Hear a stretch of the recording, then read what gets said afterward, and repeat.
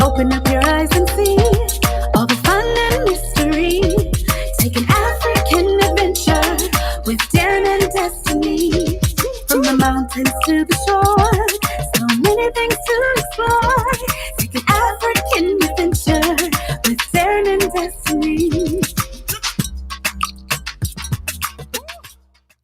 And a very good evening to everyone. Thank you for joining me tonight as we get ready to dive into this topic. It is 8 o'clock East Coast time here in the United States in the Washington, D.C. area.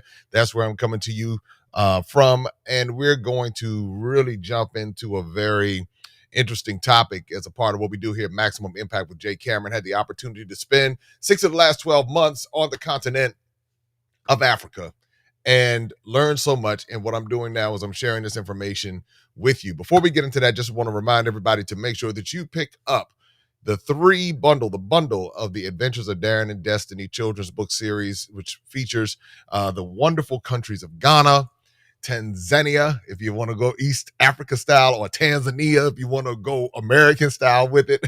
But these are high quality, top quality books where you can share this information with a young person and they can see illustrations and just so much information that ties into these wonderful books and stories that are told about the African continent and the different countries. These, in particular, these two countries, and got more coming, got the Mount Kilimanjaro book coming, got Togo, Benin on the way.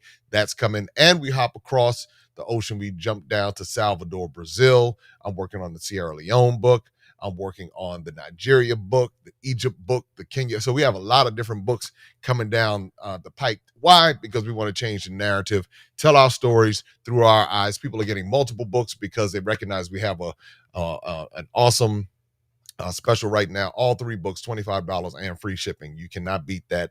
Take advantage of it. And you can see the link right there. bit.ly Darren and Destiny bundle. That's how you can take advantage of it. All right. So that is the deal with that. Tonight, we're going to be talking about the illusion of independence. And why did I say something about this? Why did I go here? Why did I even bring this topic up? Boy, when I did that, you would have thought that I called up the devil from somewhere, did something just egregious because I questioned what I was seeing. And let me say this at the onset. In no way, nothing that I do and nothing that I talk about on this channel is ever to disparage any broad base of people, meaning people. Now, I'm not talking about different systems. I will talk trash about a system in a heartbeat.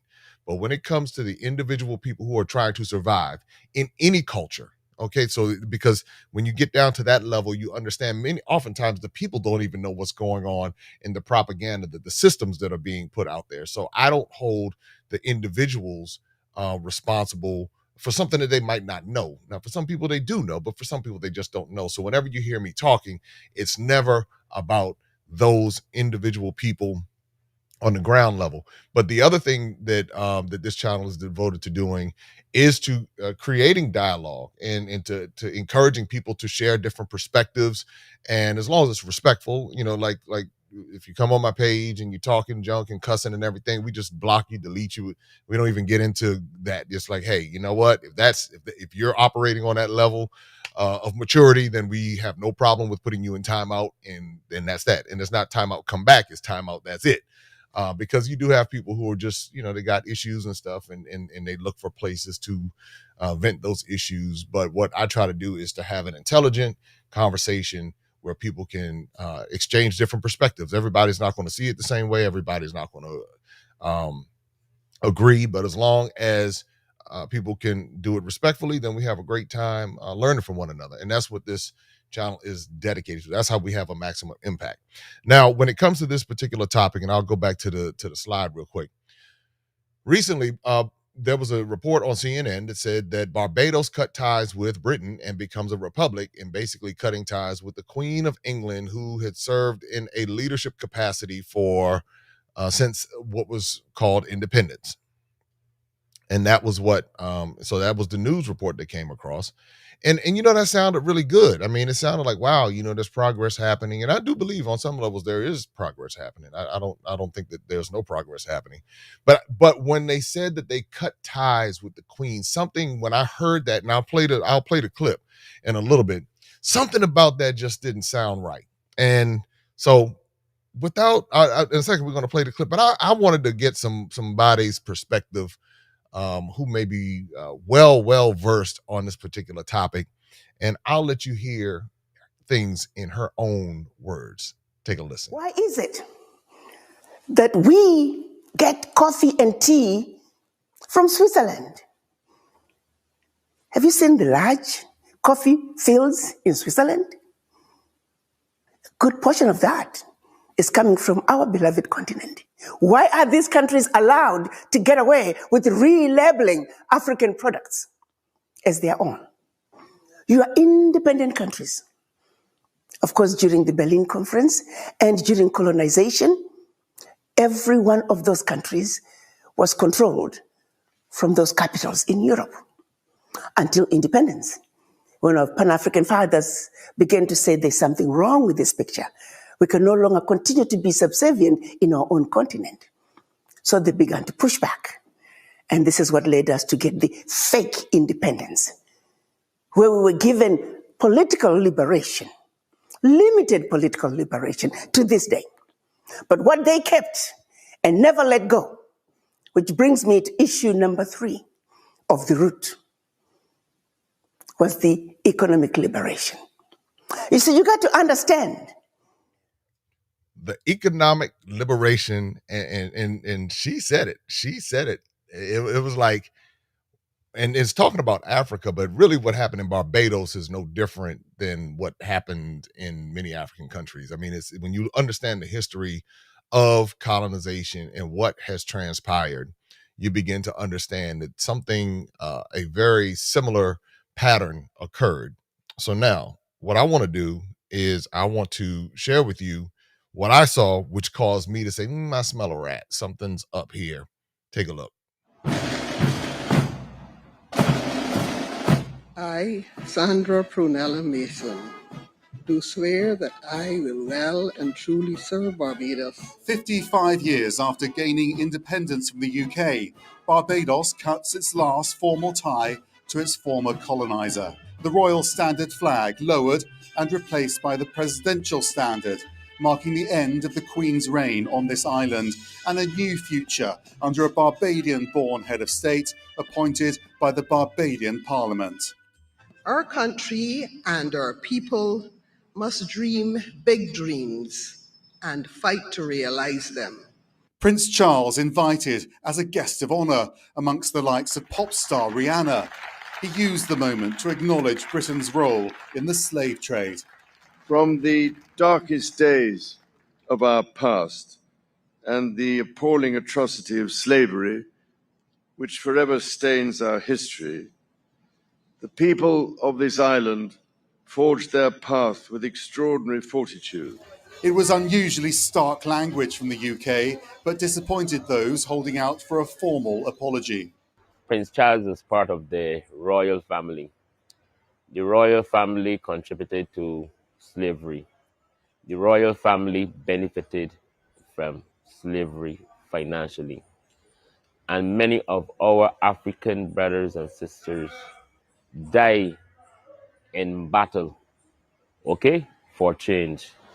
It was in the 1620s that British settlers arrived in this paradise, and they went on to build vast fortunes from the sugar and the slave trades. Calls for compensation for that dark period in British history grew louder during the Black Lives Matter protests, as did the push to a republic. Clearly, people in Africa, in this region, in all parts of the world, still feel that profound sense of injustice. And it's quite right that we recognise that we are determined that such a thing could never happen again. The Queen is still head of state in 15 countries around the world, and Republican movements in those nations will be looking at what's happened here in Barbados and hoping that this will add momentum to their own campaigns. Well, Max Foster joining us live from Barbados. Weather looks good. What does a country get out of being part of the Crown? And was this decision to leave controversial, Max? It was controversial. I think it was seen as inevitable that it would happen at some point.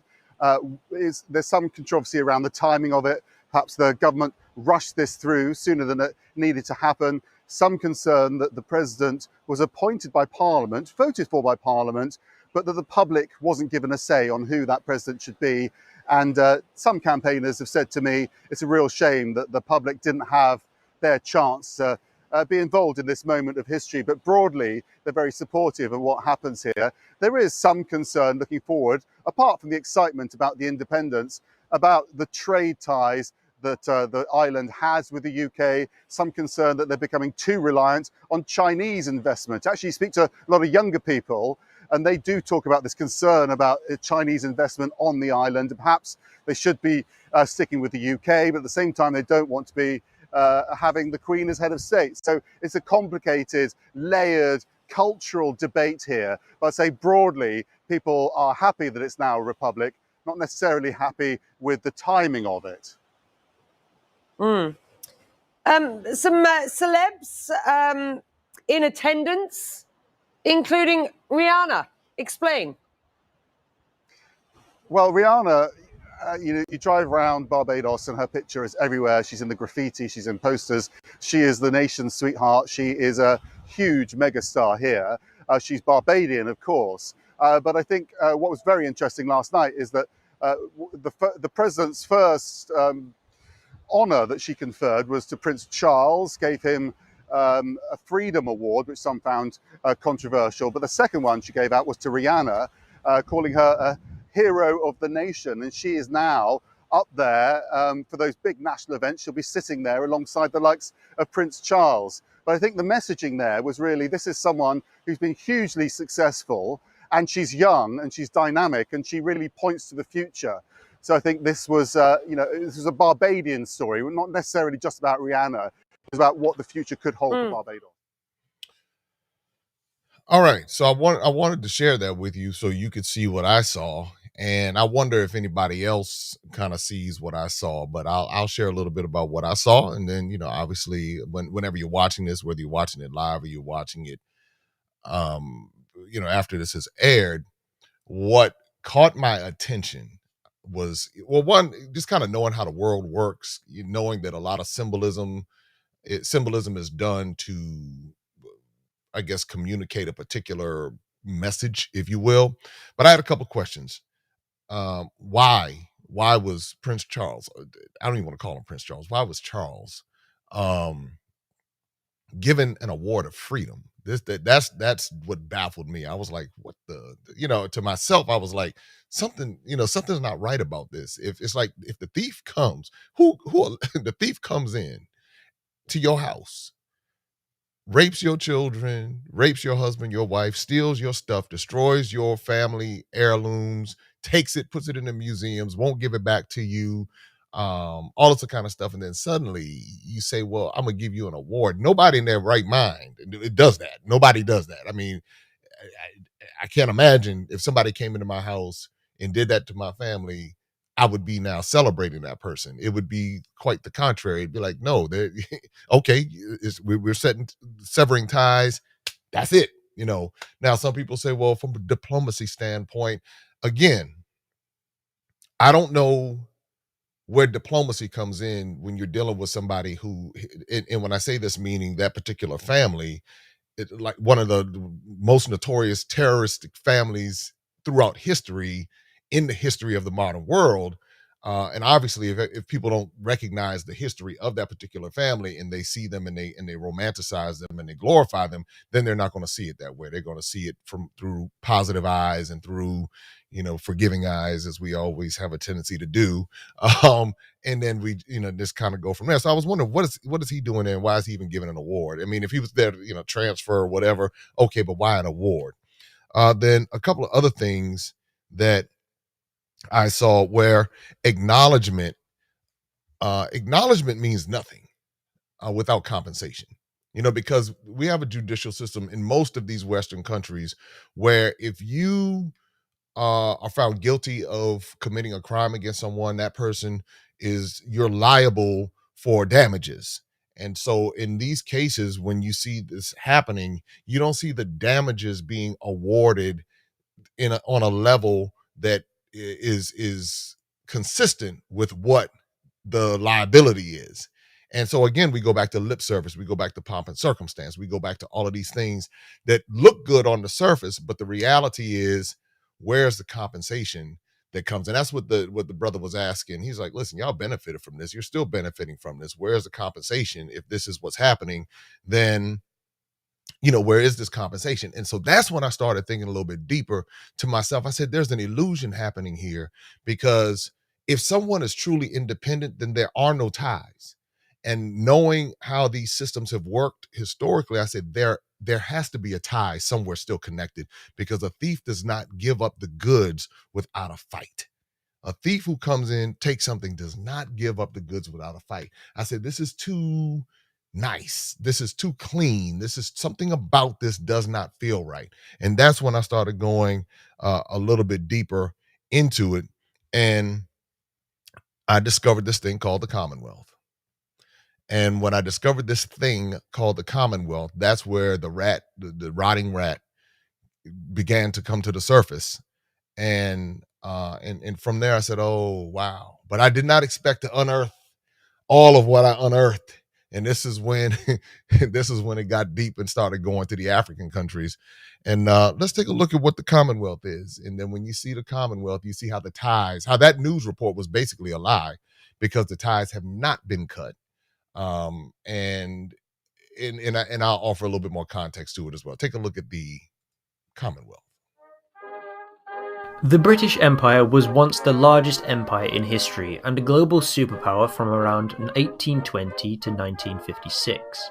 Today its shores are slightly smaller than they used to be, and aside from 11 islands, 3 peninsulas and a large chunk of Antarctica, the British Empire is no more. Today, most former British Empire countries are part of the Commonwealth of Nations, which is sort of like a gentleman's club for the ex-empire. How did it end up like this? Well, until the 1860s, all Empire territories took direct rule from the British government in London. But in 1867, Canada was getting too big for the colonial office to administrate, along with all the other territories. The solution was to make Canada a self-governing country within the Empire. That is, the country would make its own parliament and laws, but constitutionally under the umbrella of the Empire. Australia and New Zealand would soon follow in a similar fashion in 1901 and 1907 respectively. In 1926, the British government declared that this was now the norm for all British territories, meaning that every country in the empire was equal but united under the crown. Although they could decide their own laws, these countries were only allowed to trade with each other and not external empires, because the British government wanted to ensure all their colonies were profitable. In 1931, the more powerful empire nations like Canada, Australia and New Zealand officially broke away from this bloc and became independent states through the Statute of Westminster. These nations would be legally independent aside from things to do with their constitution and the monarchy, and despite complete legislative independence, they retained a close partnership with the empire. After the Second World War, the empire was virtually bankrupt, and having ended their isolationist trade policy, more and more colonies became unprofitable as trade with the USA was preferable. In 1949, the British Empire as a legal entity was abolished, replaced by the Commonwealth of Nations. This allowed the new Republic of India to join the club and benefit from membership. From the 1950s to the 1980s, the British Empire Commonwealth eventually slid over to the Commonwealth of Nations. In the 1980s, Canada, Australia and New Zealand also eventually gained control of their own constitutions too, so that the British Parliament did not need to be consulted when any of these nations made changes to their constitutions. The last territory, Hong Kong, was ceded back to China in 1997. Today, the remaining parts of the British Empire are places that would be economically unfeasible to become independent and require subsidies from the UK, what they can't make up in trade.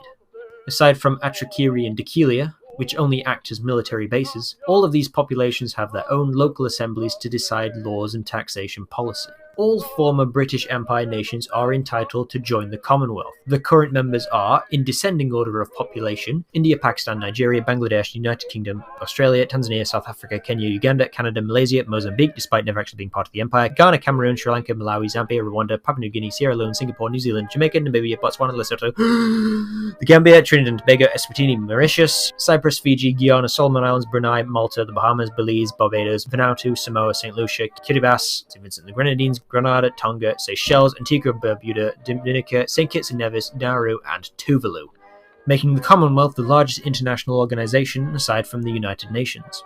Not all, but some of these countries still have the British monarch as their shared head of state. 3 countries, Ireland, the Maldives and Zimbabwe, have all left the Commonwealth for various reasons, but the Maldives and Zimbabwe have both reapplied to join. There are also 9 countries that are eligible to join but haven't: Burundi, Egypt, Israel, Palestine, Sudan, South Sudan, Suriname, the United States and Yemen. As said before, there are no obligations for members other than A. You were once a member of the British Empire, and B. You believe in freedom, human rights and democracy. Generally, these countries help each other out after natural disasters or provide poverty relief, etc. And every 4 years we have our own mini-Olympics where each member nation and overseas territory can participate.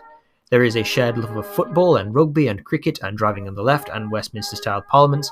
There's also a really boring anthem which you can find on YouTube uploaded by Middlesbrough Council.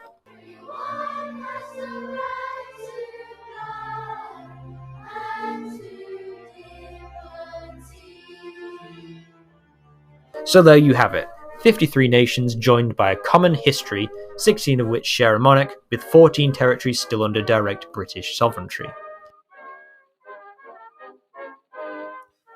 So I found that to be interesting. I'm going to share another clip about the Commonwealth. But one of the things that I noticed in that clip about the Commonwealth was the fact that the former British colonies. And so if you're independent, you're independent. And then what's interesting when you talk about this whole trade aspect, how they would trade with one another, and on the surface, it sounds like it makes sense. Hey, you're working together, you have a commonwealth, but that title alone raises an eyebrow because the commonwealth is not shared. Many of the countries, much of the commonwealth goes to certain countries within that commonwealth, and other countries are not benefiting from it. And the other part that I find interesting is how there's still economic ties. If you're really giving someone independence, then you compensate them. Especially in this particular instance, you compensate them, you give them the resources, and then allow them to build independently. However, the way that this system works is that in order for you to be independent, there must be some compensation paid. And now they don't talk about that in these videos because that just doesn't sound good. The French are definitely notorious for making people pay for their perceived independence. And we'll talk a little bit about why it happened the way that it happened in a moment. But here's a little bit more on this Commonwealth. The Commonwealth is a collection of 54 countries that are home to 2.5 billion people. That's almost a third of the world. That total also includes 19 African countries. It's a young organisation. 60% of the Commonwealth population is under the age of 30. The modern Commonwealth was formed in 1949, although at that time it had 8 members, and only one, South Africa, was on the continent. Initially, all members of the Commonwealth were former British colonies. Mozambique was the first country without a British colonial past to join in 1995, followed by Rwanda in 2009. The Commonwealth says to join you need to share the values of the Commonwealth Charter, adopted in 2012. These include democracy, human rights and the rule of law. So what happens when a country is accused of breaking these commitments? South Africa removed itself in 1964 after pressure from member states about its racist apartheid policies, and only rejoined in 1994. Other countries to have left and then come back include Nigeria and Gambia. Zimbabwe withdrew in 2003 for breaking the Commonwealth Charter under former President Robert Mugabe and have yet to be readmitted. Supporters say it helps countries to develop and work together on international goals. Some say, though, that it's a legacy of Britain's colonial past and doesn't have any power. The Duke and Duchess of Sussex, that's Prince Harry and Meghan Markle, said in July that the Commonwealth must acknowledge its past, even if it's uncomfortable. The head of the Commonwealth is Harry's grandma, Queen Elizabeth II. The organisation is led day by day by the Secretary-General. She is currently Patricia Scotland, its first female head. We'll meet her in a moment. The Commonwealth meets every 2 years to discuss their plans. They were meant to meet in Rwanda in 2020, but this has been delayed due to the pandemic. You might also have heard of the Commonwealth Games. This is a massive sporting event that takes place every 4 years, featuring athletes from all the Commonwealth countries. All right. Again, this kind of puts a little bit more context into what this whole Commonwealth thing is all about, and again, you go through this, and something that caught my attention that was really interesting. Talked about South Africa, and one of the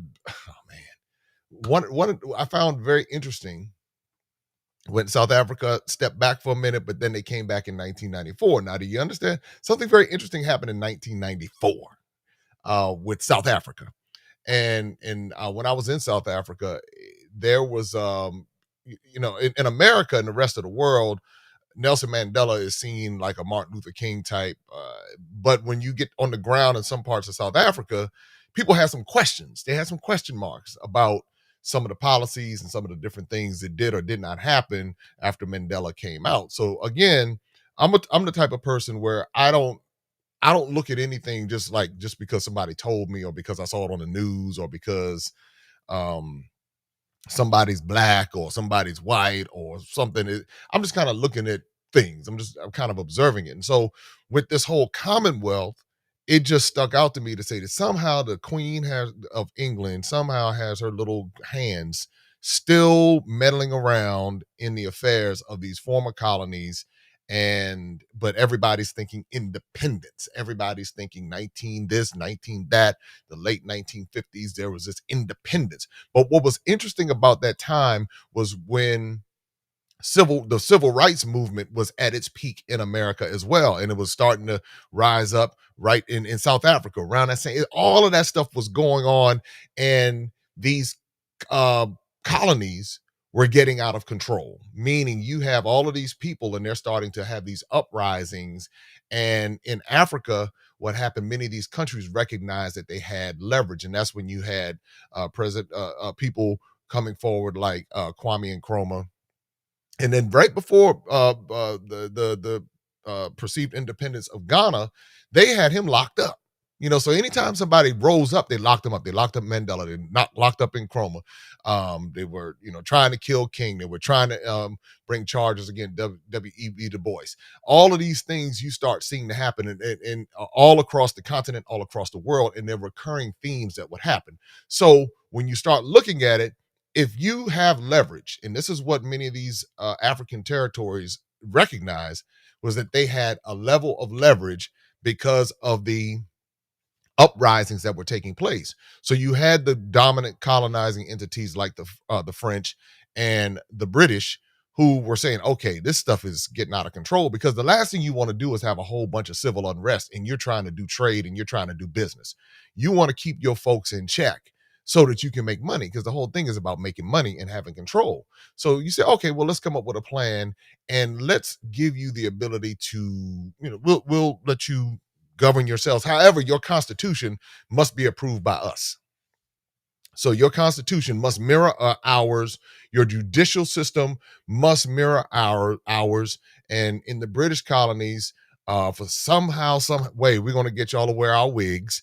And that's still whew, something, until that goes, until that system is dealt with, until that goes, then you know who the colonial master is. You know it. It's just because the law, and then they say the rule of law. Whose law?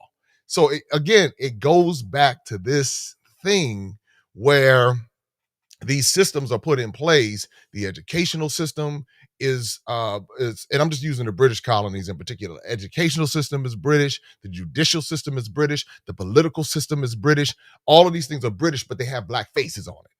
So now you're taking what was not indigenous and you're forcing these people to go into a system that's not even their natural system. So it's going to be automatic conflicts. You already know how this thing is going to play out.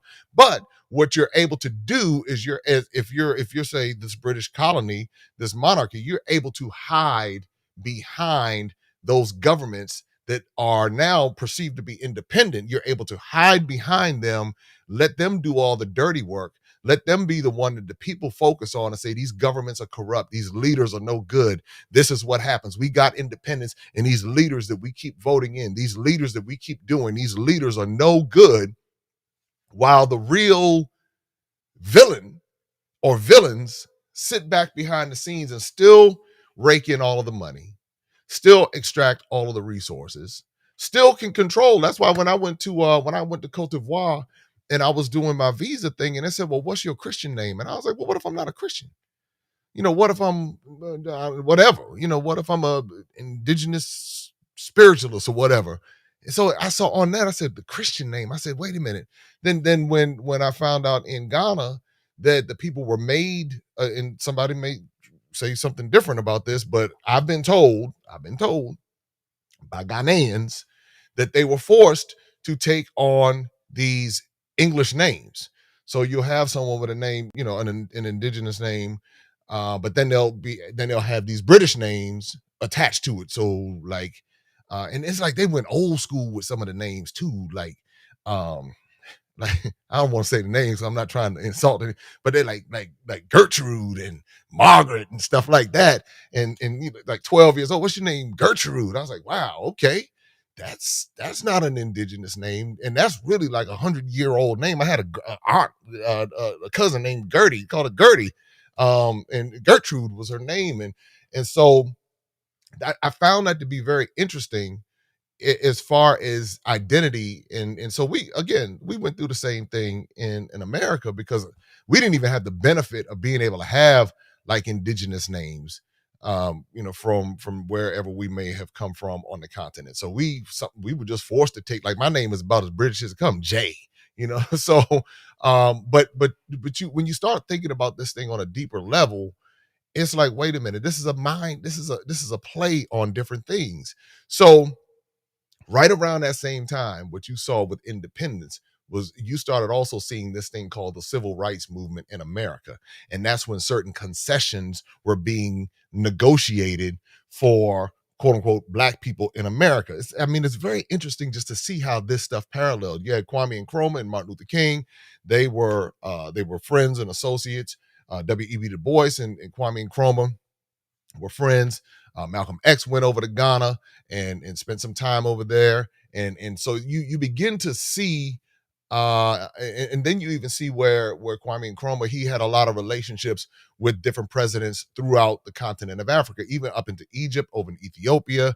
It was just, he was all over. And he was, and even when it came to presidents in Russia and China and Castro. And so you began to see a lot of this taking place. But for so many of us, we don't know this. We were born and we just kind of came along. And for those who do know it, I'm telling you, there's a whole lot of people who don't know it. Because even when people make blanket statements like, well, everybody knows, I'm like, well, everybody clearly does not know. Because if they knew, then if they really understood what was going on, they would not just be focusing their attention on these presidents, the corrupt presidents, and the ones who don't do X, Y, Z. They would be looking at these colonial entities who are exploiting them and then positioning themselves accordingly based on that. But what's interesting is America always tries to act like it's the savior. And I think some people are surprised to hear this, but when you really understand the core, America was founded, the foundation, the core element of America was founded on theft, lies, and murder. So that's when you look at what happened to the indigenous people in America, you see the intention was already to come and take and steal and destroy. Steal, kill, destroy. That was what the whole intention was when those early settlers came. That's a fact. We see the evidence of it. And so when they came and they did that, it was like, wow. Now we hear it and they tell us in school, oh, the pilgrims came over and they were fleeing for religious persecution. And they got here and they were cooking fish in the ground and they met the Indians and the Indians welcomed them and they smoked the peace pipe. And then all of a sudden they just gave up all of their land. And that's just what happened. No. And so when you understand when the foundation or the core of something is what it is, and this is what people have a problem reconciling. I'm talking about America. They have a problem reconciling that, especially those who are descendant of those who were exploited, because the mind game gets so twisted that they don't even want to be associated with that. So they just believe whatever they want to believe. But you see exactly what happened. And so now you see the foundation and the core of something is exactly what it is. When did it change? And everybody and you wait to hear, when did it change? And this is what was even deeper. This is how and again, I talked about this last night, how you'll see where at the core of all of these conversions, invasions, conquering, you'll always find some kind of religious element attached to it. What most people don't know is prior to the British and what they were doing in the Americas, you had the Portuguese in Angola, and what they would do is when they would capture someone and enslave them, they would force baptize them. They would force them to be baptized into Catholicism, and then they would take them over to Brazil. That's why you have so many. Brazil has the largest population of Africans outside of Africa. A lot of so-called African Americans think that this tribe is something particularly special and all of that, when the reality is, if you go down to Brazil and you see all the Afro-Brazilians, they've been largely muzzled because their situation is a little different. And anytime somebody would rise up there, they would get killed. Same thing. Anytime somebody rises up, get killed. But you would have some of the most powerful revolts of the enslaved that would take place in Brazil and throughout the Caribbean and all up into the Americas and everything, because people just weren't going for it. But you would see this recurring theme over and over of the same players, the same thing going on. And there you would find there would be complicit people. You would find there would be, I'm talking about people who would be enslaved, who would be complicit. And I often wondered, well, why would somebody want to stay on the plantation? Why would they not want to, why wouldn't they leave if they had the opportunity for freedom? Then I thought about independence. And I started thinking about, okay, you're free, but where do you go? What protection do you have? What resources do you have? So you might be technically free, but if someone still holds your economic hand and can twist it, now you're still kind of forced to stay in that position. And that's what I realized happened with a lot of these countries. A lot of these countries are forced to stay under the crown, because if they go completely independent, like what some countries attempted to do, then you have extreme poverty. So then when you have extreme poverty, you have lawlessness, and then you have all of these conditions that are deplorable. And so at least what the little bit of what many of these countries get, that at least keeps them to a point where it's moderately civil, unless you're having civil wars. But you know what? Here's one senator. I thought this was Alan Alda when I first saw this clip. I was like, is that Alan Alda running for office? And and maybe it is. I don't think so. But take a look at this clip right here, because America tell you exactly what it's doing. Take a look.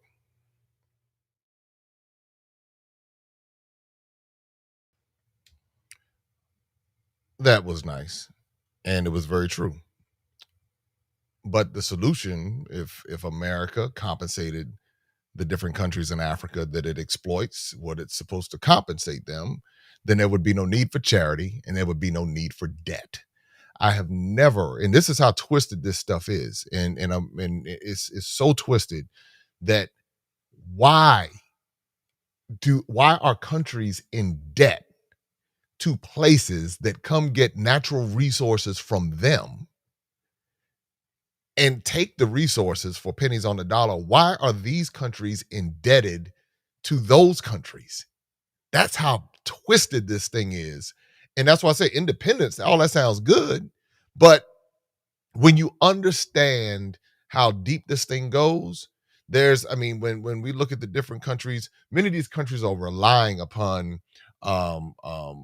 tourism dollars from the UK and from France and from Germany and from Russia, because what they have done, they have made tourism to many African countries so unattractive to the African diaspora that we run to Paris, we run to Madrid, we run to London, we run to Amsterdam, and we brag and boast about it. And then we talk trash about Africa. Why is it so poor over there? Why are they dealing with this? Why does them governments need to do X, Y, Z? Without realizing we are the very ones who are the cause of what's happening there. Because, and when I say this, meaning the system is the very cause, because we extract and we take everything and we consume it. So the chocolate that we consume on a day-to-day basis it's like 60% of it is coming from West Africa and between Cote d'Ivoire and Ghana. So we take it and we, get it for pennies on the dollar. And then we complain about these different places. And we'll go and we'll say, oh, look at the gutters and the open. Well, if the UK paid Ghana, and I'm just using Ghana as an example, or Sierra Leone, or Tanzania, or Kenya, if they paid them what they owed them, then it would be a reverse. Then you would see all of the buildings and the roads and all of this stuff coming together the way that it needs to. But because our minds are so conditioned from an American perspective and really believing in the stuff that pledges and stuff that we make and all of that, and then I'll save that for a second. I'll come back to that in a second.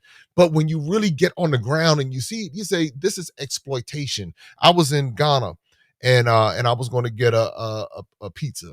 So it was like, well, okay, yeah, I just feel I had enough Banku and enough Wache, and I was like, I feel I just want to get a pizza today. Where can I get a pizza from?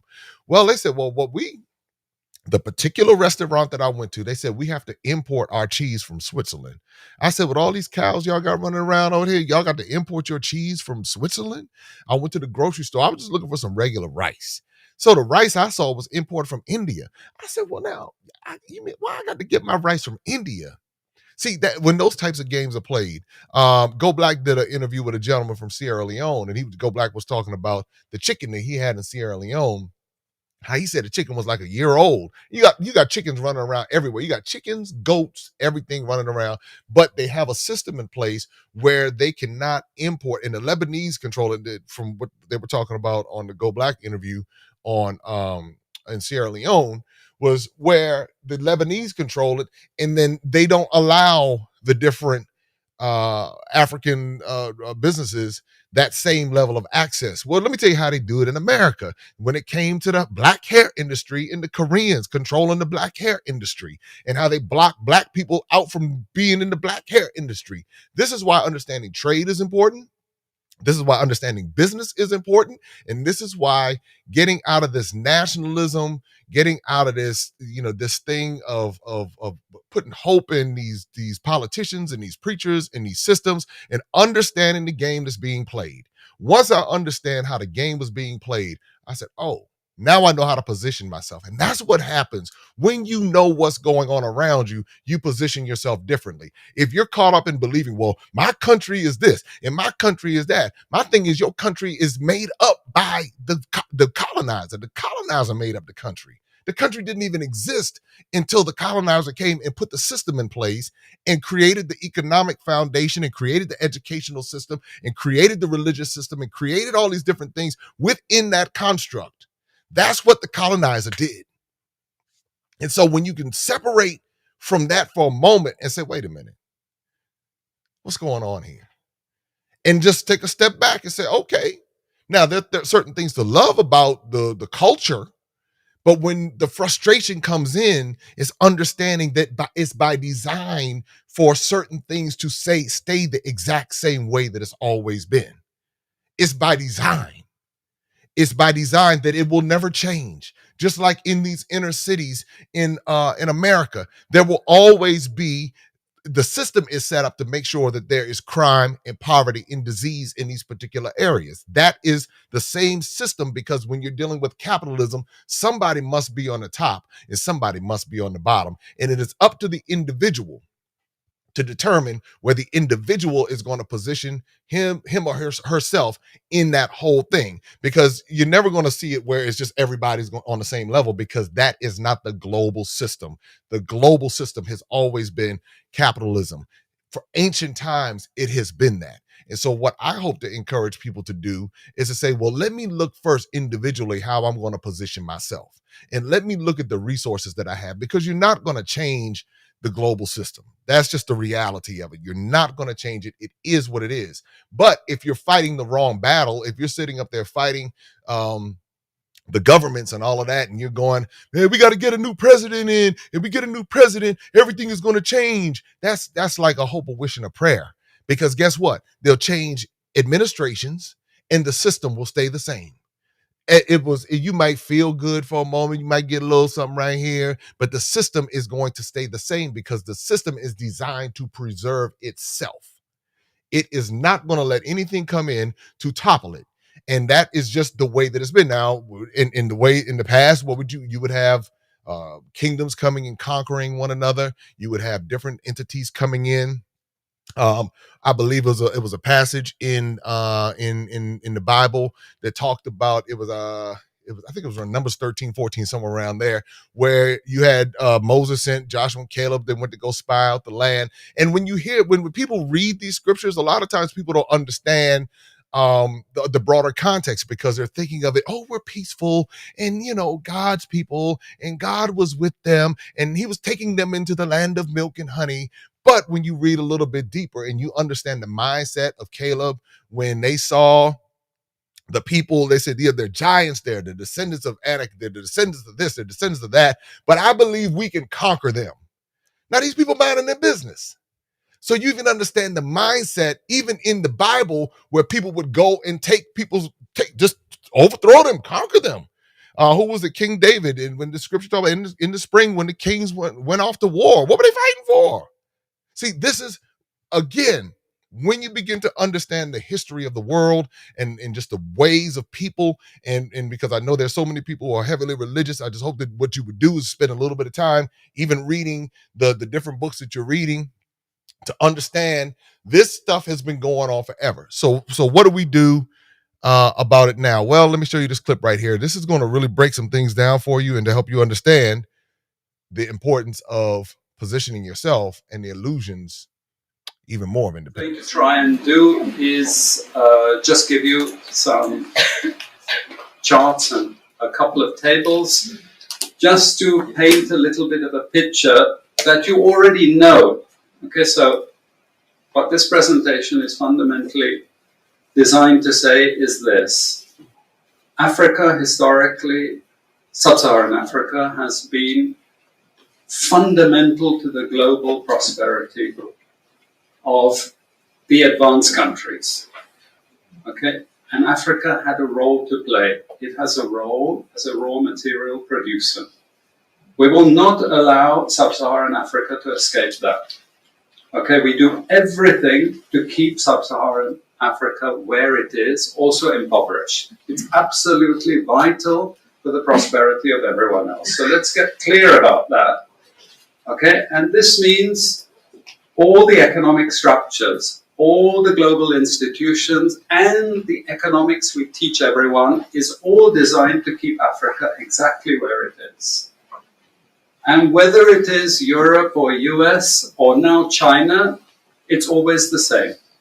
We need Africa to be impoverished because we need those raw materials and we need them dirt cheap. Okay, so that's the message. It doesn't mean to say that there's nothing Africans can do. Of course there is. Okay, but this is the opposition that they're fighting. This is what it's about. Because if Africa does do something different, I assure you living standards of all those in Europe and North America and Asia is going to fall. Okay? And that is a big price to pay. I assure you that the West is not going to allow that without a big fight. Okay, so this is what it's fundamentally about. What I want to show you is how these structures are operating. It's just 20 minutes, so we can't do very much, but just to give you a little bit of an idea. And why I keep the ideology part there is because we are part of the producers of ideology. At universities and academic institutions, we are complicit in this whole enterprise. Okay, so the job of many Western academics is to convince Africans they have to keep doing what they're doing. Okay, and to show them it's your fault that you're poor. It's not our fault. It's your fault that you're poor. You know, so this is what we do in academic institutions, and I want to show that as well. We just start. This is what it's basically about, so you know what it's about. But I want to just show you the extent to which Africa is specializing in the production of raw materials and basic agricultural goods. We know the basic forces that have caused this underdevelopment. We know it's colonization. I will not discuss that very much because my colleague speaker is going to go into some aspects of this. But I do want to discuss the global economic structures, the global financial institutions, and economic ideology, briefly, to give you a flavor of those. Let me start with this. You can't really see it so easily, but if those of you who are interested, you want the PowerPoint, I'm sure we can make it available to you. But the thing that you really need to see is the top line. Okay, and the extent of dependency is captured by this statistic at the top. Okay, and you compare it with all other income groups, and what you see is essentially in that one statistic how dependent sub-Saharan Africa is on raw material production. Okay, this is the very heart of what makes sub-Saharan Africa beat.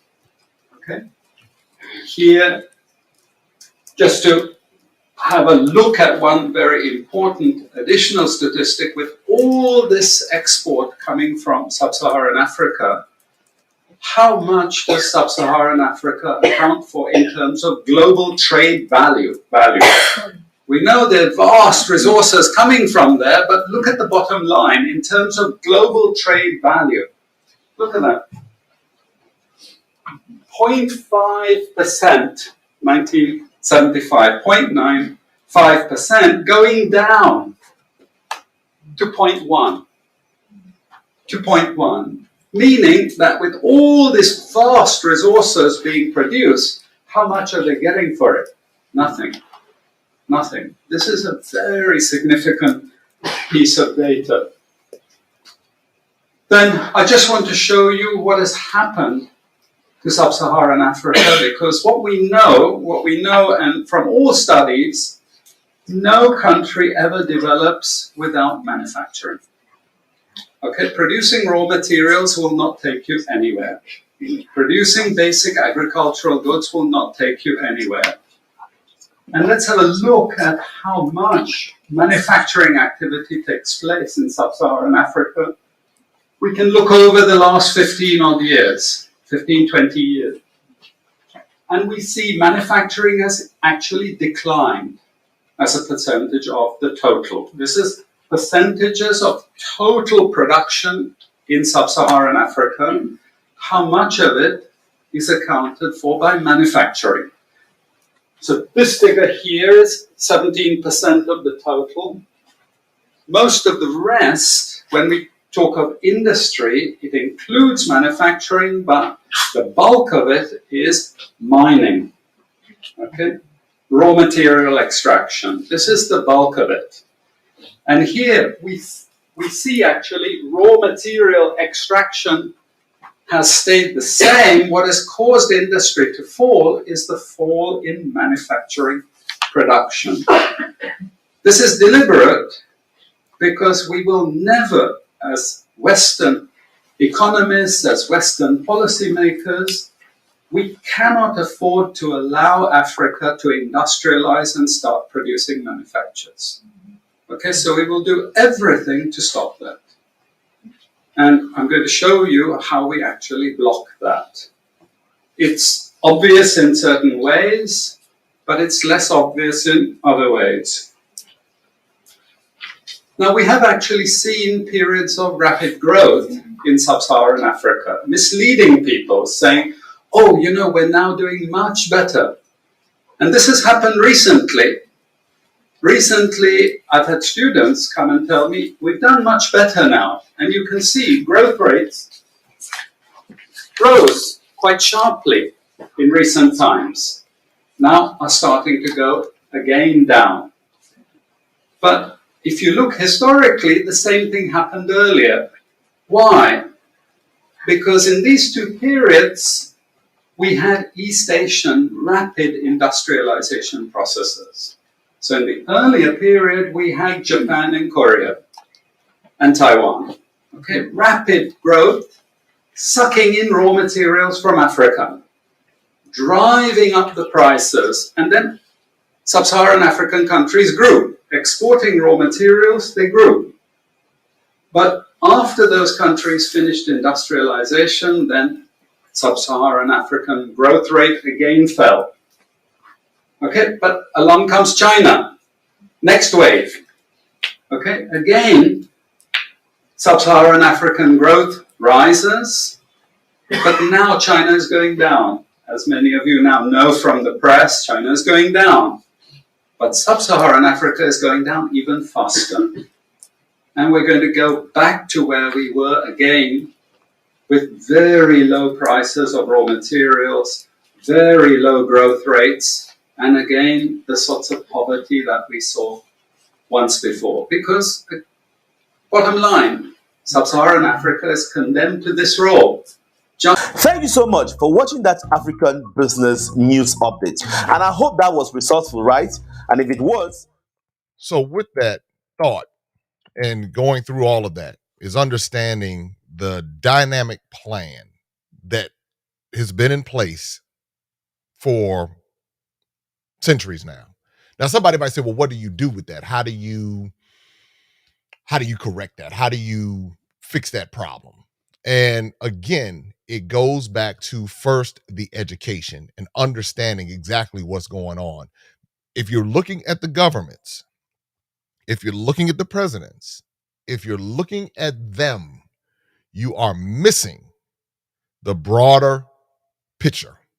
You're missing, if you're saying we're independent, we're free, you're missing, you're on a political and domestic level. When you understand that this thing is global and that these players are not, they're not even concerned about the everyday person. They're not even thinking about the person who's, who's trying to figure out exactly what it is that they're trying to live from day to day. Part of what the goal is to give the people just enough to survive. So they have to keep coming back to that same cycle of doing just enough to survive. And if they're doing just enough to survive, they don't get a chance to really move forward as many of these so-called developed countries do, as you may see in the UK. And then the other part of it is when it comes to the education, you got to understand who controls the education. It's still a Western education. When I went to Tanzania and I went to the Maasai village, I was in the Maasai village and the people, the children were singing the national anthem for Tanzania. Oh, Tanzania. Tanzania is not indigenous to the Maasai. The Maasai, they do their thing. They have their system that has worked for ages. But the children were in there singing the national anthem for Tanzania. I said, so they're being indoctrinated from a very young age. So what we think, well, we need to educate them. In other words, we need to Westernize them. But then when you start getting into these books, these educational books, into the different things that they have going on, and you're like, well, wait a minute, what's happening here? These books that has a lot of misinformation, a lot of propaganda, all these things that, like what we went through in America, where they were telling us Christopher Columbus discovered America, and how does it discover someplace that was already here and people were already here, living here? But he discovered it. And so now that's what we go with. And we say that is what's supreme. And so we go, and that's what we call ourselves. We learn American history, but have no real concern about the indigenous history that was already here. Now, I'm not talking about this new age indigenous stuff that people are coming up with and making up stuff and trying to confuse people. I'm not talking about that indigenous history. I'm talking about the actual indigenous history that was here. But we don't have a desire to want to learn it because we're told that, the educational systems are set up for us to be given information and then to regurgitate information. And that's it. Given information, regurgitate information, and are we really educated? So what happens is you see this going on the continent where, okay, we got to get education to the children and we got to teach them and we got to get this out here and we got to do this and we got to do that. But if we're not careful, what we do is we recolonize the children and we give them a part of the story. We nationalize them. So they have an affection for a country, and we don't teach them the broader global system, which is which is essential. A lot of us, I'm because I've gone and traveled and seen so many different things, I see recurring themes. That's what prompted me to say, wait a minute, there's something else going on with this whole independence thing. And I'm looking and I'm saying there's something else happening when I can go to these different African countries, West Africa, East Africa, but then the people who are owning like the most expensive places come from someplace else. Now, not that the people who are indigenous or local don't have businesses. Of course they do.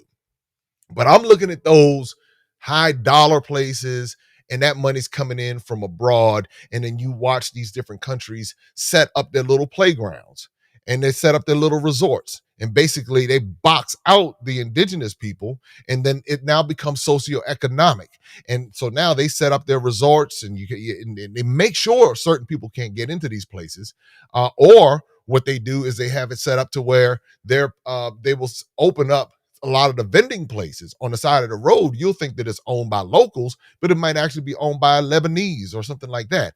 And then you go back. They were also talking about this on his video in Sierra Leone. The gentleman was saying that if you have a dispute between that person and the Lebanese, then the Lebanese person is automatically assumed to be in the right. I don't know if that's the case. I'm just saying this is what was talked about in that particular interview. And I found it to be compelling because you just kind of notice certain patterns and certain trends. So what do we do? All right, so let's get ready to wrap this up. First thing you want to do is recognize when you see blackface. And please, y'all, this is what I learned in American politics. Just because somebody they say all skin folk ain't kinfolk. If I'm somebody who's going to run a scheme on somebody, it's almost like if the devil's going to come at you, he's definitely not going to come at you and say, hi, I'm the devil. He's going to come and make that thing attractive. He's going to make that thing seductive to where you get lured in. And that's the same tactic that's used in many of when it comes to politics. So just because somebody has a black face, that doesn't mean anything. Historically, you will see where people who share the same skin complexion will do harm to one another. This is not just black, this is white.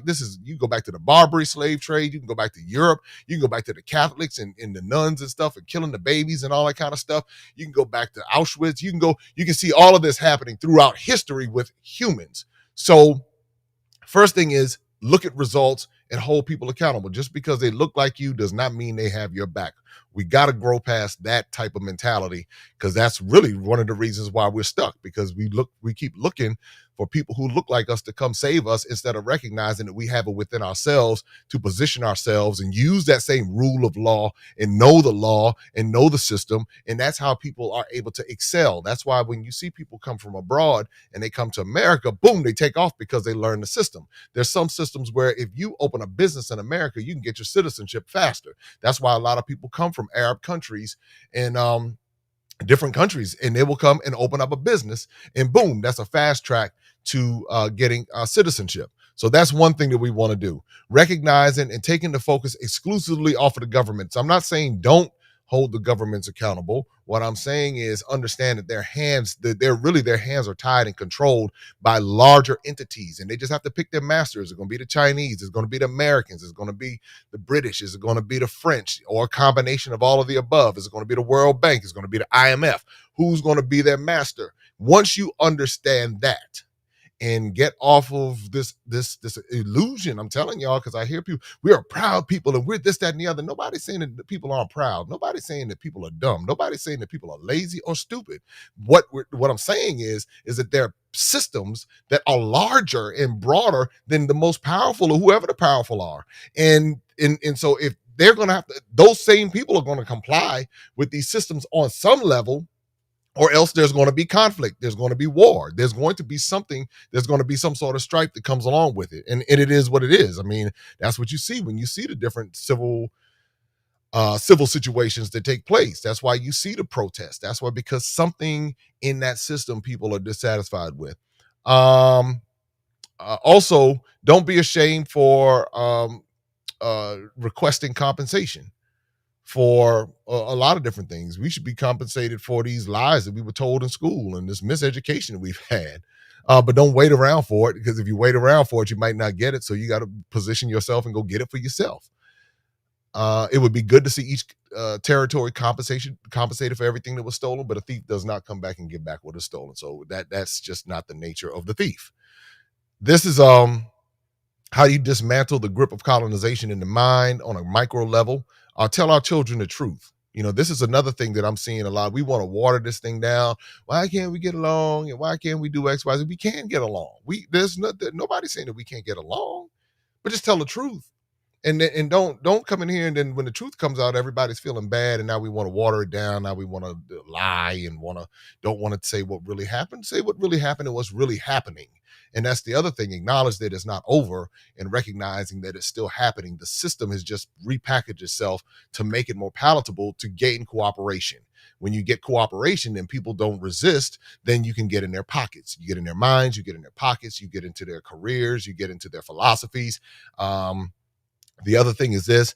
I would encourage people who are not in the West to lose the lust for the West, because it's all that glitters ain't gold, and treat the West as a business, because the West treats you like a business in your country and in your energy and your labor. The West sees you as a resource. And so if you want to be a part of the West, then come to the West, get the resources, take them back and build up in your respective countries. But this coming to the West and thinking that the West is all better and all of that, the West is doing it off of stolen goods. That's what the reality is. And so I don't want to be an accomplice to a crime by just sitting here and saying, okay, yeah, I like this Wi-Fi over here. I like this new ride that I can get. I can get this house over here. I can get this or that and the other. And then without really understanding that what I have access to is because of what was stolen from others. And some of it stolen. Some of my ancestors did the stealing, meaning some of my European ancestors did the stealing. And some of my African ancestors were the ones who were stolen from. And so, putting all of that together and being able to say, all right, cool, that's what happened. That's the reality of it. How am I going to position myself? And acknowledging the truth. The next thing is that, some of the most brilliant people I've ever seen on the continent of Africa. I mean, they could produce everything. They could produce the chocolate, they could produce the cheese, they could produce and they have farms and they have different things where they do have that going on. But if they could manufacture everything and set it off, they could. So what I would encourage people to do is to get in as much as you can. We already understand they're not going to give it all up. So you get in. If you have land, if you have knowledge and insight, get the education, continue to do the farming, make those connections, and use the charisma that you have to be able to wheel and deal and do what you need to do and get a piece of that.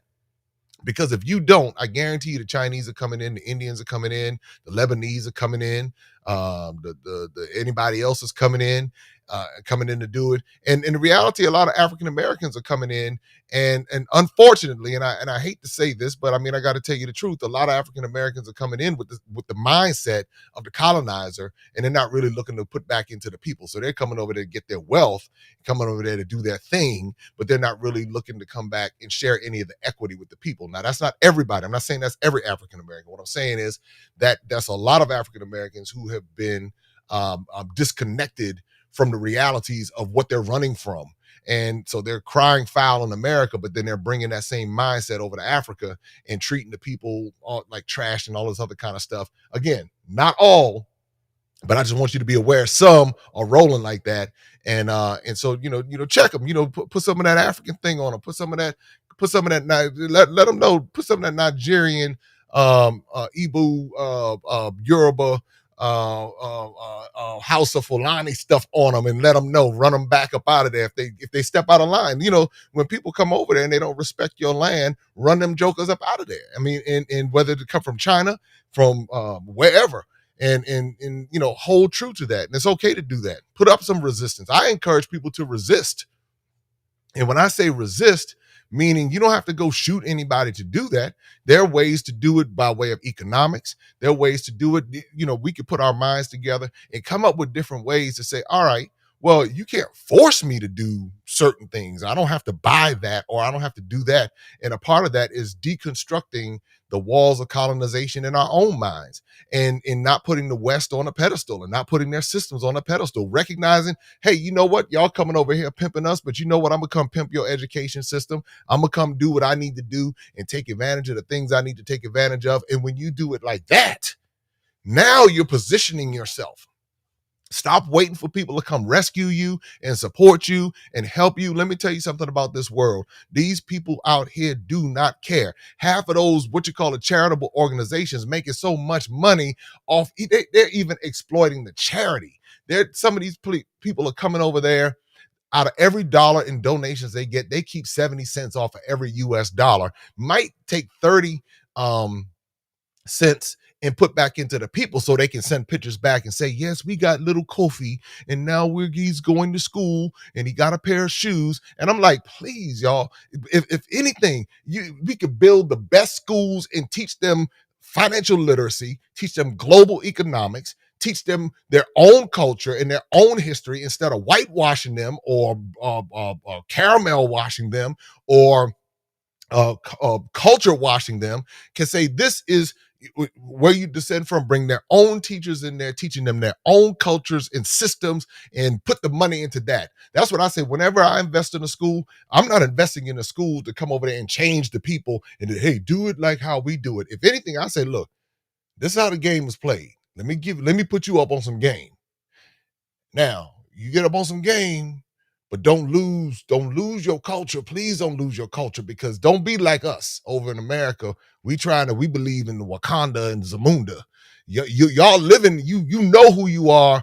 You're Fanti, and be proud to be Fanti or Ewe or Yoruba, whatever it is. We're over here trying to figure it out. You don't think you want to be like us. Don't think you want to go through that thing, because be proud of exactly what you have. Understand what you have, build what you have. Don't go and forget where you came from. Don't do like so many of us in America. We get out the hood, don't even want to go back to the hood to go help anybody come out of the hood, because we so busy wanting to brag and boast and show everybody how rich and paid we are. Don't pick up that mentality. Don't believe everything that you see on TV. Now, we got a lot of folks like us in America who hold it down. And so we go back to the hood. We go back and we teach and we educate and we spit the game and we show and we say, hey, look, this is what the real deal is. Don't get caught up in this. Watch out for that school to prison pipeline. Be careful of these things. You got a lot of people like us in America who are fighting on that level.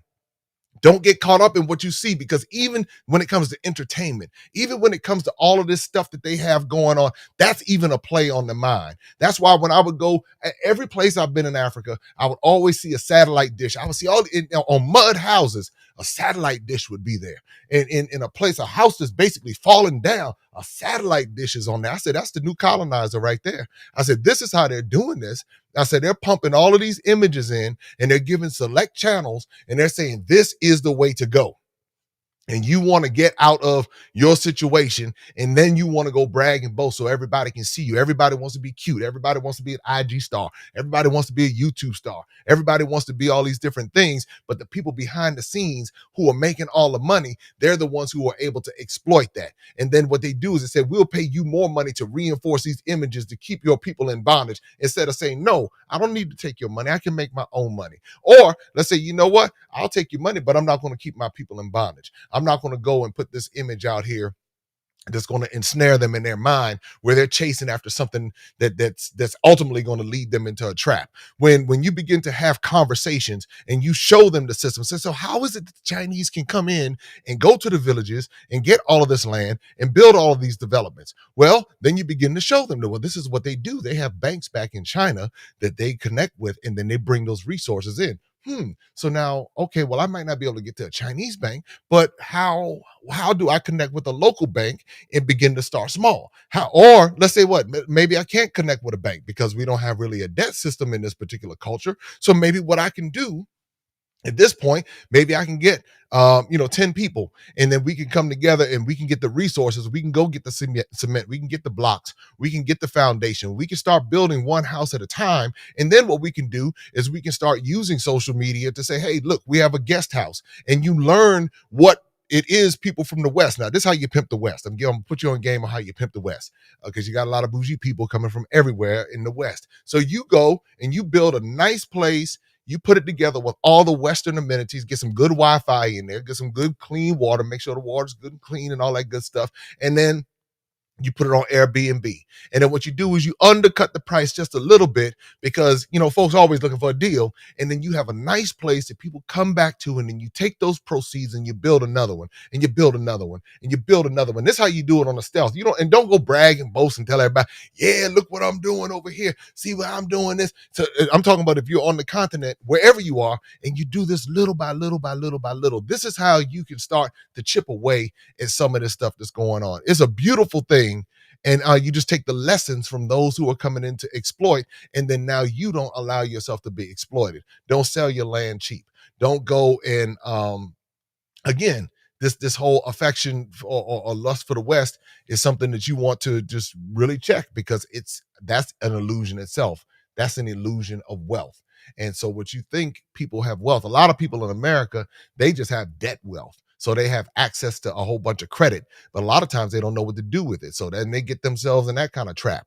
And so there's, and I mean, you can build a lot of wealth with debt. Don't get me wrong, but I'm just saying that when you start looking at the system and understanding what's going on, then you recognize the perceptions and the games that are taking place around you. So anyway, that's what I had. Let me see. Let's see. Hustle with a purpose. In addition to the survival, use the free resources to educate yourself. YouTube can teach you just about everything you need to know. I'm telling you, I've built businesses based upon me going on a YouTube tutorial and learning some things. Stop waiting for someone to come and give you something. Be mindful of the education scam that's happening. Is a scam in America called student loans, and people are taking out all this debt because they're told they need to get educated in order to get a low-paying job. And so they take out massive debt, low-paying job, then they're trapped and they can't do anything. So when that mess is starting to come to the continent, please, if you're going to get educated, do what you got to do to try to avoid going into the debt. It's not rampant yet, but it's coming. Mark my words. Also understand how the World Bank and IMF operate. And once you understand that, then that'll help you understand how the governments are puppets. Once you understand, that's why a lot of people protest the World Bank and IMF, because of all of that. And then, so that, that's a little bit. But anyway, I'm going to close out with this right now. I'll check some of the comments, but I wanted to share this piece with you because I believe what is being said in this clip is something that everybody needs to hear. Don't know the politics and all of that. I just know that this is a good clip that I think people need to hear. and it builds on much of what we talked about. Digest it, enjoy it, and until we get back together, be good. Once upon a time, our beloved continent was this beautiful tree of life that gave life not only to humanity, but to life in general as we know it. Invaders came to our beloved continent centuries ago, and they started messing with this tree of life that is Africa. We must understand the tree that was, the tree that gave life to the world. We need to understand what has been done to this tree to take it to where we have the Africa that is no longer the center of the world. When we understand what has been done to Africa, it makes it easier for us to strategize on how we can undo the damage, the destruction that has befallen our motherland, the African tree of life. I think it's clear that we understand for this tree to have issues. The issues are either issues above the ground, which is what they have mostly wanted us to focus on, versus issues below the ground, which are really the pivotal issues, the issues that they strategized to see to it that Africa and her children are forever defeated and dominated. Allow me to classify the issues, the reasons why this tree of life that is Africa is ailing. And I'm going to divide the issues between the two. Problems that are causing this tree to ail, but problems above the root, above the ground. And issues that are making this tree ail that are below the ground, issues of the root. Quite often, we are focusing on the issues above the root, issues above the ground. Issues like the leaves and the flowers and the fruits and the branches that are falling off one season after another. Those issues like leadership, issues like corruption, issues like poor access to healthcare, poor education, poor infrastructure. Those are all issues above the ground. They come and they go. We change leaders every day in Africa. But tell me one African country that changed a leader and things changed. We might see some improvement, but fundamentally, nothing changes. This was all by design. Where we are lacking in our understanding of our Africa is the issues below the ground, the issues of the root, the issues that were predetermined by those who came to colonize Africa, those who came to settle in our beloved continent. Remember, when they came to Africa, the settlers, they found an amazing continent with everything and anything the world could ever need, well-established religious and educational systems. And they wondered, how on earth can we ever conquer such an amazing continent unless we come up with a strategy that will see to it that Africa and her children are forever defeated and dominated. I repeat, unless they came with a strategy that would see to it that Africa and her children are forever defeated and dominated. To start with, when the colonizers came to Africa, we didn't have the issue of color. Black and white did not exist in our languages. We were Africans. The missionaries were sent in with specific instructions to make the Africans believe that everything African was bad and everything European was better and more desirable. They put in motion a process of making us dislike that which was ours and go all out to embrace what the new invader was bringing to our beloved continent. I have to give it to them. They did a very good job at doing that. They hit us where it hurt the most, the mind. The missionaries taught us about white angels. The missionaries taught us about the devil who was black. The missionaries are white, like the angels. And that when we go to church, we must worship the white angels. And definitely want nothing to do with the black devil who looks like us. Subliminal messaging. Subliminal messaging. That's where we began the self-hate, the mistrust of each other, the lack of appreciation, an idea that is coming from your brother, an idea that is coming from your sister, because we are taught to dislike anything to do with us. That, my brothers and sisters, was level one, number one level of destroying the African, the mind. Then they followed it with colonization, a systematic way of saying now that we have made the African believe that everything African was bad and everything European was better. Let's take it to the next level. So it is that they met in Berlin and decided to chop up our country, our continent rather. So it is they met in Berlin, Germany, at the invitation of the then Chancellor of Germany, Bismarck, specifically to come up with a strategy that once again would see to it that Africa and her children are forever defeated and dominated. They spent 4 months, 4 cold months in Berlin, Germany, from November of 1884 to February of 1885. And by the time they were done, our Africa had been chopped up into the tiny little countries that we see today. Countries that were intentionally divided in such a way that individually they will never survive. That individually they are easy to exploit. The whole purpose was to see to it that they can continue to exploit the rich natural resources that we were endowed with in our beloved continent. A united Africa is an Africa that is difficult to exploit. An Africa that speaks with one voice is an Africa that is difficult to exploit.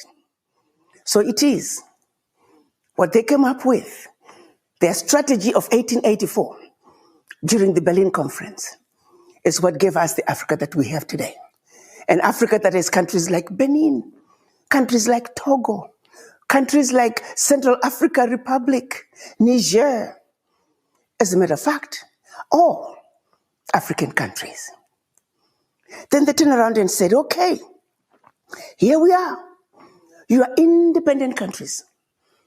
Of course, during the Berlin Conference and during colonization, every one of those countries was controlled from those capitals in Europe until independence. When our Pan-African fathers began to say there's something wrong with this picture, we can no longer continue to be subservient in our own continent. So they began to push back. And this is what led us to get the fake independence, where we were given political liberation, limited political liberation to this day. But what they kept and never let go, which brings me to issue number 3 of the root, was the economic liberation. You see, you got to understand that when we were under colonization, the companies that ran the economies of all African countries were companies that belonged to the colonizer. If a country was colonized by the British, the majority of the companies that controlled the economies of those countries were British. If you were colonized by the Germans, German companies. If you were colonized by the French, French companies, and so forth. That, my brothers and sisters, they never gave up. They still continue to control the economies of their former colonies to this day. Let's go back and summarize where we are so far. The issues of the root. They messed with our mind. Berlin Conference. They divided us up, chopped up into tiny little economies that simply cannot survive on their own. And thirdly, in the name of giving us liberation, they never actually left our beloved continent. Economic liberation was denied the Africans to this day. If you go into any African country today, the majority of the employers are multinational companies from those colonies, former colonies, who never left at independence in the 1950s to 60s. The colonizers have never left Africa. Issue number 3 of the root. In the 1940s, they created the Bretton Woods institutions. The Bretton Woods institutions were created with the fair understanding that their success was based on the failures of the developing countries, the majority being in Africa. So it is the international monetary policies are skewed in such a way that African countries are forever going to be paying debt they will never finish paying off. The average African country, as we speak today, spends about 1/3 of their GDP on loan repayment. How can a country survive? It's all by design. Countries that have never defaulted on their loan repayment, and yet the rating agencies continue to give them poor ratings so that they can justify giving them high interest loans. We must understand the international finance system and how it is keeping their knees on the necks of the African countries.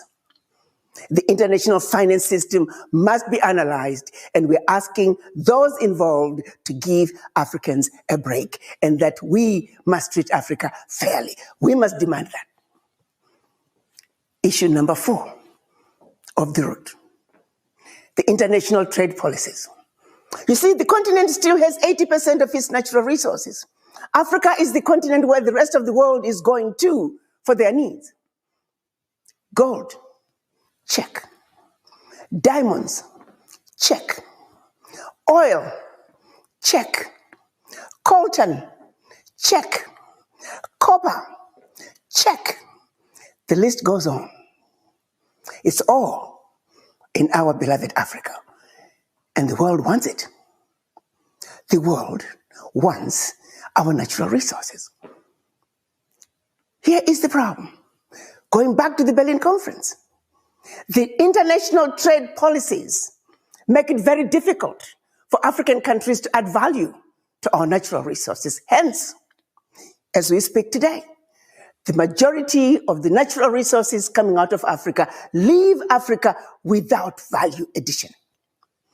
Have you ever wondered, why is it that over 65% of the world cocoa beans come from West Africa? And yet, it's only recently, past couple of years, that we started seeing a few factories manufacturing chocolates. It was all by design, thanks to the unfair trade policies. Have you ever wondered, why is it that we get coffee and tea from Switzerland? Have you seen the large coffee fields in Switzerland? A good portion of that is coming from our beloved continent, East Africa. Why are we not questioning the large quantities of coffee and tea coming out of certain countries when they are not growing that much coffee, when they are not growing that much tea in their countries? Why are these countries allowed to get away with relabeling African products as their own? It's all by design. The world trade policies that give a blind eye to atrocities that are being committed on our beloved continent. That's issue number 5 of the root. We must understand the international trade policies and how they're keeping Africans from creating the much needed jobs in our beloved continent. You take, for example, coltan alone. If we were to say every item, every microchip that requires coltan must be manufactured in Africa, that means that microchip in your cell phone, in your laptop, in our electric cars, the list goes on.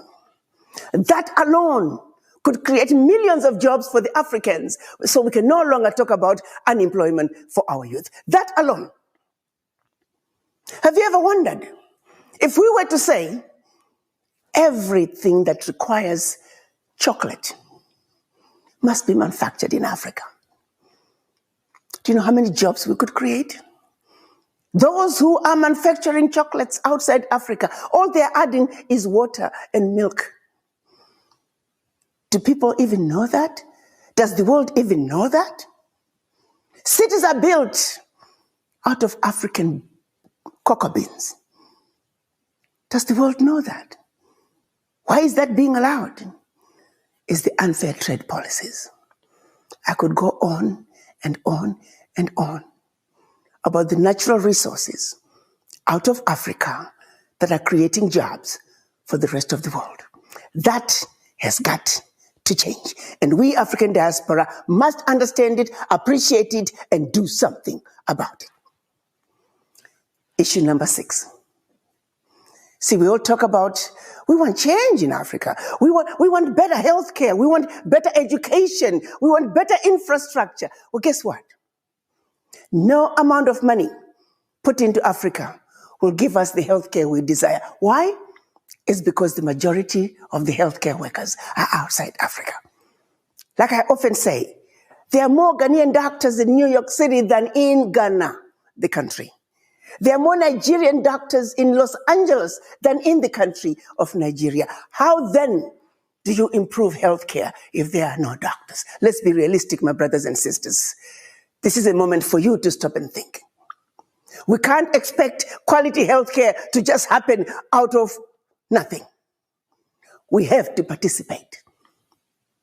The capacity that Africa needs to build the Africa that we want, to build a sustainable Africa, is in the diaspora. And that's you and I, my brother and sister. The brain drain that has occurred in Africa over the past 400 years must be reversed. There is no two ways about it. We have got to make a decision as the children of Africa in the diaspora. We must understand our Africa. We must understand the issues that are causing this tree of life that is Africa to be ailing to the extent that it is. The issues above the root and issues below the root of this tree. Allow me to summarize them, because it is important that we understand them. Because when we fully appreciate what is going on in Africa, we will stop being thrown a shiny object and run after the shiny object, while the real issues are in the opposite direction. 1, leadership. 2, corruption. 3, poor access to healthcare, poor educational systems, poor infrastructure. Those are issues above the ground. Those are the flowers and the fruits and the leaves and the branches. If they allow, or rather, if we allow ourselves to concentrate on issues above the ground and totally ignore the issues below the ground, which are, once again, the mind. But that I'm talking about the legacy of colonization and the legacy of slavery, the legacy that makes us believe we are inferior to others, and that what we do is inferior to what those from the Western world do. We must heal from the disease of the legacy of slavery and colonization. Our minds must wake up. Secondly, the Berlin Conference and what that meant when they divided Africa up into the 10 little economies. China cannot go into the same boxing ring with Benin. The United States cannot go into the same boxing ring with Central African Republic. It simply doesn't make sense. It was all by design. Then the colonizers, who never left our Africa, they continue to control the economies of all African countries to this day. And until the African has control of our own economies, nothing we want to do is going to give us the Africa that we need, the sustainable Africa that we want. We must own the factories that manufacture our fabrics. We must own the brick plant that's making the bricks that we need to build our houses. We must build our own planes. We must build our own airports. We must build and own the railway lines and the trains. Manufacturing is where it's at. We must own the fundamentals of our economies in Africa. Sadly, the multinationals that go back to colonization have never left our beloved Africa. Issue number 3. Issue number 4, the international finance policies that disadvantage developing countries, the majority of those countries being in Africa. The international trade policies that are so unfair to developing countries. And once again, the majority are in Africa. And as we speak today, Africa is where everybody is going. All other parts of the world are going for their needs. And last but not least, the brain drain. Here, my brothers and sisters, you should own this. If we don't come together and speak with one voice, if we don't come together and realistically look at the issues that are causing this African tree to ail, we have no one to blame but ourselves. And so, I think she said it all. I think she said it all, because when I watched that clip, I said, this is something people need to see and to hear her passion.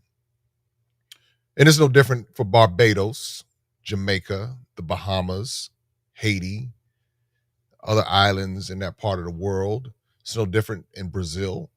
It's no different in Colombia. It's no different in many parts of South and Central America and into Mexico, into these places we're all colonized. It's no different in America. We fight the same battle in America. But what I recognize as being someone who has been identified as a so-called African American, I don't have an excuse. I have no excuse because I have access to the resources.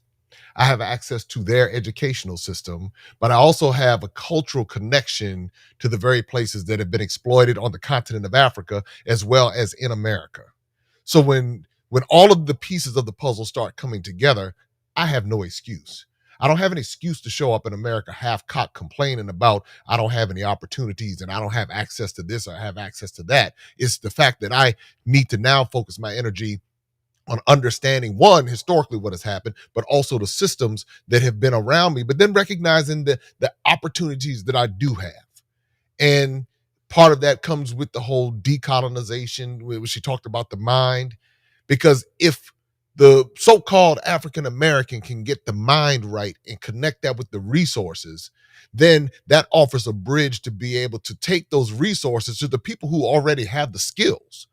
The one thing that I will say that I'm very proud of when it comes to the African, and I say so-called African American because they've given us all these different names and all this other kind of stuff. But one of the things that I'm so proud of is that we're very vocal. Now, sometimes we can be vocal on some weird stuff and some off the wall stuff, but when you take the brightest of us who are culturally aware and conscious about what's going on around us, and you put all of that together with economic resources, that becomes a force. My thought is when I was in Nigeria, I said, if you could get some so-called African Americans who are not on ghetto time and trying to be bourgeois, want to be, European and all that, and they understand what's happening, connected with some folks in Nigeria with all that brilliance that they have going on in Nigeria, and everybody can work together and come together. And I understand that this is like it's not an easy task, but you get on a micro level, if you get individuals working, you connect resources together, or you get folks from Nigeria coming to get from the resources from America. You get folks from Uganda and they say, oh, okay, there's an opportunity in America, but I'm gonna go take it back and not forget. Don't go back and not forget, because so often we forget. Or you have this movement right now with a bunch of like quacks in America that's trying to get people to not even associate with Africa. I'm not African. When you look at everything about them, it speaks Africa, but then they're saying I'm not African. That's where the mind is being messed up. And so we have to stop apologizing for who we are and recognizing that there are advantages that we have here in America, that even with all of the stuff that is old back down through throughout history and through the reparations, all of that stuff that's old, we now have to take what we have in front of us and build with and be strategic, and understanding that if we connect resource to resource, and that's what you see me doing. That's why you see me going back and forth. There's clearly something over there that I see. But what I don't do is go over there and exploit the people, because my mindset is to say, okay, how can everybody rise? I understand it's on a micro level. But if you get a few people thinking differently, if you talk to some young folks and you say, hey, look, because that's why I enjoy talking to Forsum so much, because his mind was ready to hear it. He was like, you know what? And I can talk to him straight up. I can say, look, man, look, this is what it is. And if you do this, put this plan together, put this together, this is how you navigate it. I understand they want you to feel helpless because that's a part of the frustration, but in reality, you're not helpless because you're willing to sleep on the streets in a car. You're willing to drive all day long. You're willing to hustle. You're willing to do it. All you need now is a strategy. Might take you a little bit longer to get there, but learn the system that you're in right now. Put this system together that you're working with. Learn this system. And then from there, because people are able to climb up out of this system, and as you're climbing out of it, don't forget your people. Please don't, because he was like, I got to get to America. Please don't come to America and forget sleeping on the streets in Accra. Because there's another person who's going to be coming behind you, who's going to want for somebody to be able to show them the way, and understanding how to navigate the system, and not just being upset with the presidents, but to say, okay, this is what it is. This is my situation. How do I navigate this and change my circumstances? And so Forson got that. We talk almost every day. Hey, man, what's going on? What's happening with you? Tell me, give me the breakdown on how's your plan coming along? What's happening? And if we have more people like that, who are not fearful, who just don't go on the State Department website and see, ooh, I can't go over such and such because they say crime is there. And even understanding that's a play on everything. I'm saying, well, there's crime. You go to Waco, Texas, you're going to find some crime. You go to Forsyth, Georgia, you're going to find some crime. You go to the wrong part outside of Minneapolis, Minnesota, you're going to find some crime, somebody ready to kill you that don't look like you. I'm just saying, you want to talk about America. So it's like we get these things and we get caught up into this stuff and we get spooked. And that's the one thing. So we got to get rid of being spooked as African Americans and say, all right, you know what? It is what it is. And wondering, why have they told me my whole life to be afraid of this continent and the people on this continent?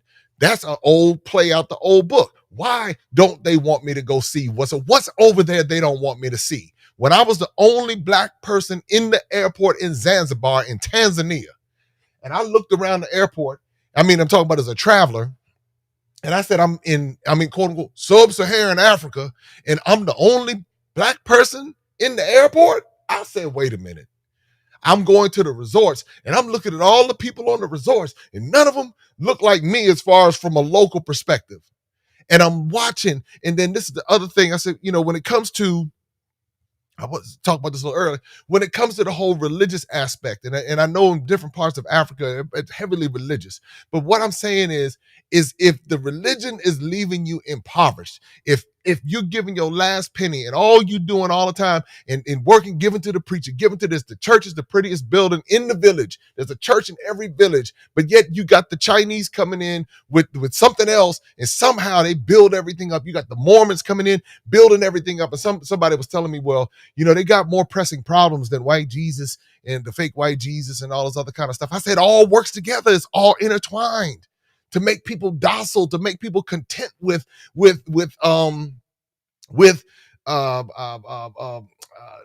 poor services and all those different things, to say, well, this is just what it is, and I was just gonna be content. That's how they got us food over here in America. I was just gonna be happy for whatever I get, whatever they give me. I was just gonna take it. I was gonna be happy with it. I was gonna be satisfied with it. And then everybody else is coming in and building, doing their thing. They're laughing because they're like, you see how we put that stuff on them?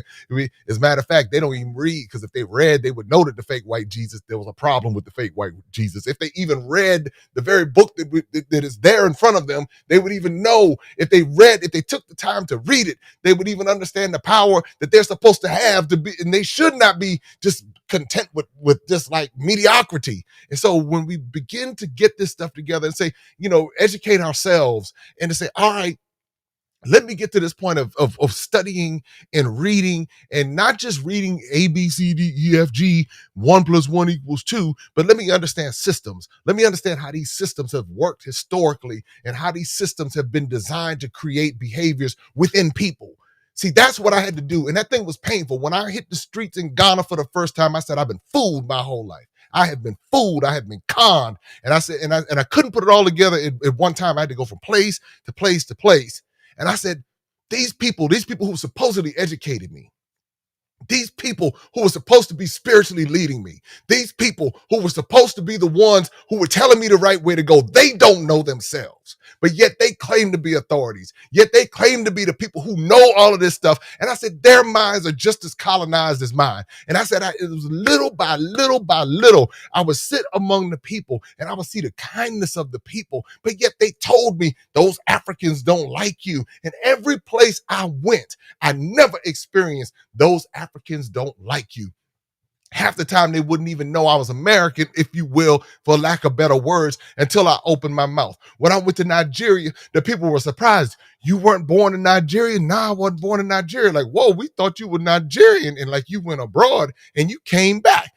All of this stuff, they aren't going to like you in Nigeria. And I just said, well, it's different when you live there versus visiting. I get all of that. But what I'm saying is, in America, they have us so twisted in our minds that we don't even think. It's like we think if we go into Africa, we're somehow thinking we're going to do charity. We're going over there to help these poor people because they don't have anything. We're going to take tennis shoes and take books and take school supplies and do all of this stuff instead of going over and say, can I sit down and learn from you? What is it I can learn from you? How can we sit down and because I'm the one who needs what you have. You know your name. Your parents gave you a name and identity. All I know is a colonized name that somebody gave me, and then my whole family is proud of carrying the slave master's name. You don't have to walk around with that as much, even though you did get that English name in there. But you at least know you Kofi so-and-so, or Kojo so-and-so, or Adua so-and-so, or whatever. You have that connection. But where I'm coming, I'm saying, I want to just be able to eat with my hands and not get and be able to enjoy it without my mind thinking, oh man, I'm eating with my hands. That is so uncivilized. I want to get that out of my mind. I want to be able to, now I can eat the banku, and I can get down. When I was in Kenya, I was eating with my hands and everything. And so that's a part of what this is all about, to be able to be free from this stuff. Because once they get into your mind, and once you get past that, now I don't even think about, oh man, any country I go to is like, man, I can't wait to meet the people. I can't wait to see what new adventure, what new lesson, what they're going to teach me. I don't go over there talking about, yeah, now when you get to America, you need to come on over there and be like us. Because for real, when you really break it down, we're still trying to figure it out. Unless we've been so colonized to the point where we've just disconnected from everything, and we just walking around thinking that we're, better than everybody else. But it's like, man, when we teach our children and we put this stuff in front of our children, like I tell my sons, I tell them, I say, hey, I send them all types of things. I said, first of all, now my middle son, he's like, man, can I go to Ghana in March? Can I go? Oh man, can I go? I was like, I haven't answered him yet, so I won't tell you what I'm gonna tell him. But he needs to go to Ghana, because he needs to go to Ghana or somewhere now. I don't care where it is. He needs to go and be among the people and experience it. So listen, everybody, I'm gonna wrap it up for the night. I ran a little bit longer than anticipated, but this is why I encourage people to go. This is why I take people over. That's why it is what it is. And there's a saying, we are the ones we've been waiting for. But yeah, I hear that on a domestic level, but on a global level too. And so shout out to all of my folks in Barbados. Take advantage of this moment and understand what's going on around, that whole deal. But keep doing what you're doing as far as building all of the brilliant Barbadians. I think that's the correct way to say it. Continue doing what you're doing. The brilliant Jamaicans, the brilliant Bahamans. I think that's right.